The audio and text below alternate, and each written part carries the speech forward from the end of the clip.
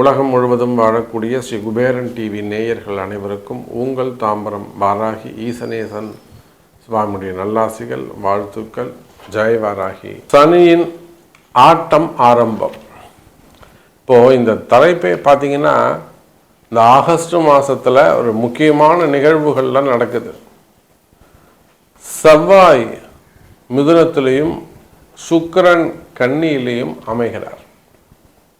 இந்த மாதம் 32 நாள் செவ்வாயும் சுக்கிரனும் புதனுடைய வீட்டில் 2 கேந்திரத்தில், அதே போல் சனி பகவான் வக்ரம். இவங்க 3 பேரும் கேந்திரம் ஏறுகிறார்கள். சனி, செவ்வாய், சுக்கிரன் 3மே அசுப கிரகம். 3 அசுப கிரகம், 3 கேந்திரங்கள் ஏற போகிறாங்க, ஏறிட்டாங்க. இவங்க 3 பேருடைய ஆட்டம், அது குறிப்பாக செவ்வாய் சனியுடைய ஆட்டம் ஆரம்பம். இந்த செவ்வாய் சனியுடைய ஆட்டம் ஆரம்பிச்சதுன்னா அவங்கள அதாவது இது காளியும் துர்காவும் போருக்கு போனால், யுத்தத்துக்கு போனால் எப்படி இருக்கும்? 2மே உக்ர கிரகம். எப்படி நரசிம்ம அவதாரம் எடுத்தப்போ நரசிம்மருடைய உக்ரத்தை அடக்குவதற்கு சிவபெருமான் சர்வேஸ்வரர் அவதாரம் எடுத்தாரோ, அதை போல பாவ கிரகங்கள், அதிலும் உக்ரமான கிரகங்கள், கோபமான கிரகம் செவ்வாய்.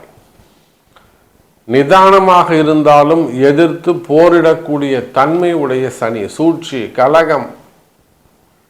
இப்போ நிறைய பேருடைய லைஃப்பில் பார்த்தீங்கன்னா அந்த கலகங்கள், இவங்க தான் இப்படி சொல்லியிருப்பாங்கன்னே தெரியாது. இவங்க நீங்கள் யாரை அதிகமாக நம்புறீங்களோ, நீங்கள் யாரை அதிகமாக நல்லா இருக்கணும்னு நினைக்கிறீங்களோ. சார் ஒன்றும் இல்லை, ஒரு வீட்டுக்கு ஒரு வியாபாரி வராரு, இவருக்கு பாவப்பட்டவருங்க, ஏழைப்பட்டவருங்க, போய் கடையில் வாங்குறத விட இவர்கிட்ட வாங்கினா இந்த குடும்பம் பிழைக்கும் அப்படின்னு நீங்கள் நல்லது நினச்சி அவருக்கு ஒரு நன்மையை செய்வீங்க. அவர் அப்படியே உங்கள் அக்கா வீட்டுக்கோ தங்கச்சி வீட்டுக்கோ இல்லை சொந்தக்கார வீட்டுக்கோ போகிறான்னு வச்சுக்கோங்களேன், அவங்கள பற்றி அப்படியே ஒரு கலகம் பண்ணிட்டு போயிடுவார். அப்போது அன்பு நேயர்களே, நீங்கள் யாரை அதிகம் பாவம் பார்க்குறீங்களோ, புண்ணியம் பார்க்குறீங்களோ, இறக்கப்படுறீங்களோ, அவங்க தான் உங்களுக்கு அதிகமாக கஷ்டத்தையோ அல்லது கலகத்தையோ ஏற்படுத்துவார்கள்.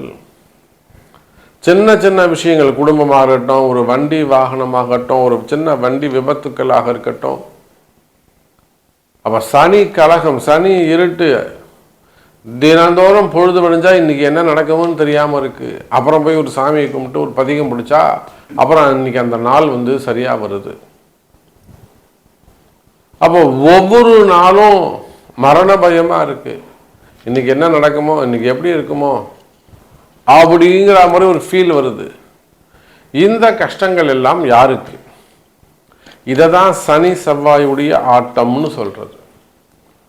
ஒரு மருமகளாக இருந்தாக்கா இந்த மாமனார் மாமியார்கிட்ட நல்ல பேர் வாங்கிறதுக்குள்ள தலையால் தண்ணி குடிக்கணும். சில இடங்களில் மாமியார் தலையால் தண்ணி குடிக்கணும். இதெல்லாம் அவங்க ஜாதக கட்டம் தான் பேசும். குடும்பத்தில் கணவனுக்கு மனைவி அடங்கி போகிறது, மனைவிக்கு கணவன் அடங்கி போகிறது. புரியுதுங்களா? அப்போது ஒரு வேலை செய்கிறீங்க, உங்களுக்கு கீழே வேலை செய்யக்கூடியவங்க உங்களை அதிகாரம் பண்ணுவாங்க. இப்போ இந்த மாதிரி கஷ்டங்கள்லாம் யாருக்கு? மெயினாக வேலை செய்கிற இடங்களில், தொழில் செய்கிற இடங்களில், அரசு அதிகாரிகளாக இருக்கலாம், வேலை செய்கிற இடங்களில் சூழ்ச்சிகள், கலகங்கள் யாருக்கு?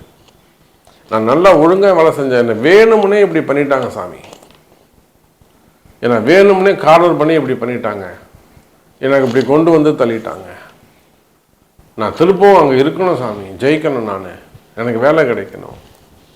அப்போ இதெல்லாமே சூழ்ச்சி, எல்லாமே கலகம். சார் இந்த சனியும் செவ்வாயும் சேர்ந்தால் போர், யுத்தம், சண்டை அப்படிலாம் சொன்னோம். தேவையில்லாத வம்பு வழக்குகள், செய்யாத குற்றங்களுக்கான தண்டனைகள் அப்படிலாம் கூட நம்ம சொல்லலாம்.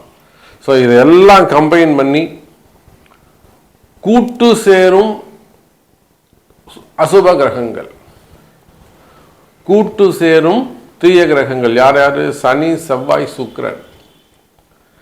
இந்த அசுப கிரகங்களின் ஆட்டம் எப்படி இருக்கும்? என்ன செய்ய போகிறார் குரு? அடக்குவாரா, அடங்குவாரா? 12 ராசிக்கும் தனித்தனியாக பார்க்கலாம் வாருங்கள். விருச்சிக ராசி. ராசிநாதன் செவ்வாய் பகவான் 8ஆம் இடத்தில் அமைந்திருக்கிறார். இது ஒரு சிறப்பு. இப்போது நம்ம தலைப்பு என்ன கொடுத்துருக்குறோம்? அதிரடியாக கூட்டு சேரும் அசுப கிரகங்கள். கெட்டவங்க எல்லாம் ஜாயின் பண்ணுறாங்க. அங்கே பாடுறா 3 அயோக்கியன்னு ஒன்றா வந்து சேர்த்து என்ன பண்ணுறானுங்க பாரு. அந்த 3 கெட்டவங்களும் ஒன்றாயிட்டாங்க.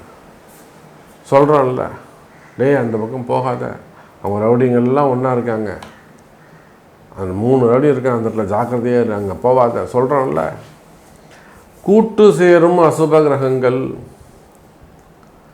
அப்போ சுக்கிரன் ஏங்க உங்களுக்கு விருச்சிக ராசிக்கு சுக்கிரனிய அசுபராறு 7, 12 கூடையவன். சரி, ராசி லக்னாதிபதி செவ்வாய், அவன் 6ஆம் அதிபதி, அவரும் 50% தான் நல்லவர்.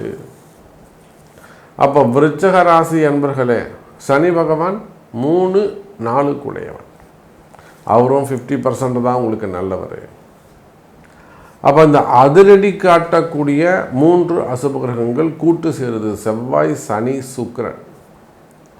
இதில் குரு தான் இவங்க 3 பேரையும் தீர்மானிக்க போகிறாரு. இவங்க நல்லது செய்யணுமா கெட்டது செய்யணுமா, விருச்சிக ராசிக்கு இவங்க என்ன செய்யணும், எவ்வளோ கொடுக்கணும், இந்த டிரான்சாக்ஷனை பூரா தீர்மானிக்க போவது குரு பகவான். அதனால தான் என்ன செய்ய போகிறார் குரு, அடங்குவாரா அடக்குவாரா?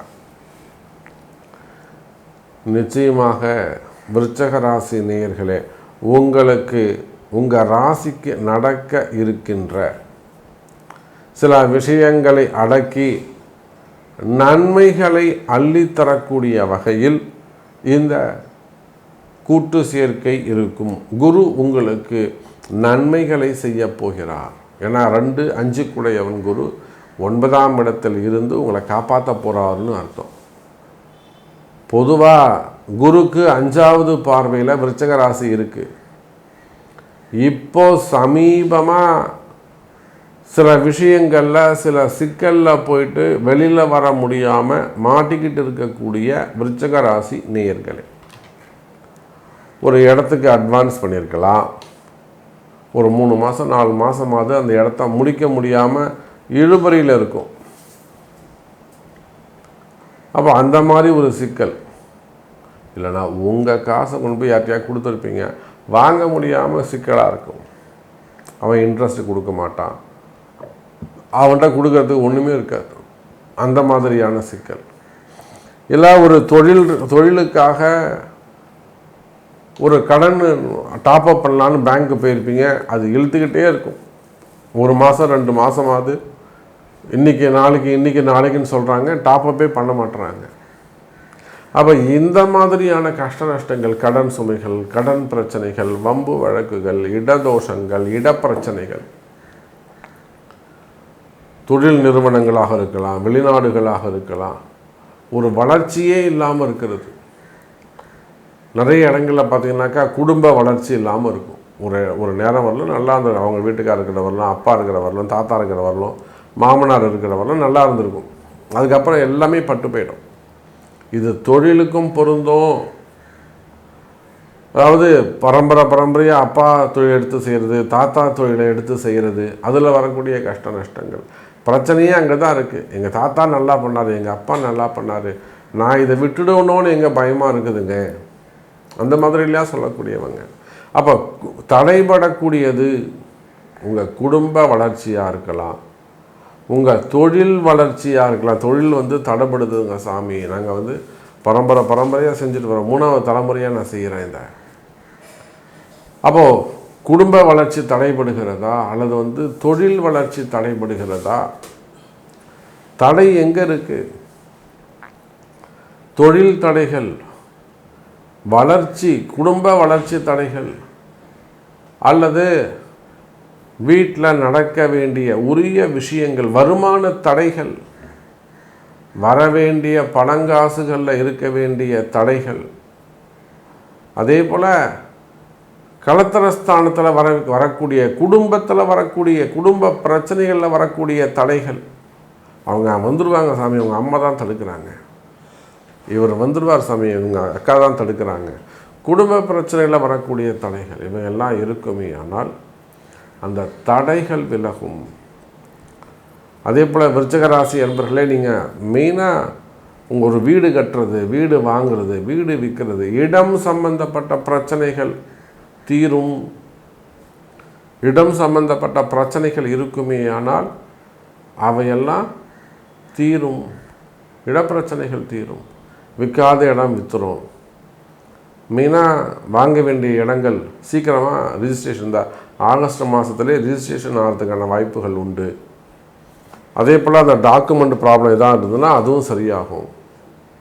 அப்போ இடப்பிரச்சனைகள், வீடு வாங்குறது, வீடு கட்டுறது, இது சம்பந்தமான வாக்குவாதங்கள், வம்பு வழக்குகள் இருக்குமே, ஆனால் இது ரிலேட்டடாக வம்பு வழக்குகள், ஏமாற்றங்கள் இருக்குமே, ஆனால் அவையெல்லாம் விலகி உங்களுக்கு வெற்றி கிட்டும்.